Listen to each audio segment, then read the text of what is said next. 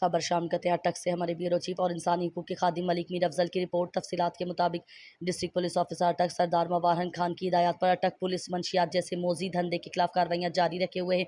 इसी सिलसिले में थाना न्यू एयरपोर्ट के ASI राशिद महमूद ने दौरान गश्त रियाज महमूद वल्द मोहम्मद अकरम सकना दंदी फतेह जंग से 10 लीटर शराब बरामद होने पर गिरफ्तार कर लिया, जबकि थाना सदर अटक के ASI मोहम्मद आरिफ ने दौरान गश्त व पड़ताल मोहम्मद इदरीस वल्द नूर हबीब सकना टोपी सवाबी हाल नूरा बाबा शीन बाग तहसील वजीला अटक से 1100 ग्राम आइस बरामद होने पर मुलजिम को अहनी सलाखों के पीछे ढकेल दिया।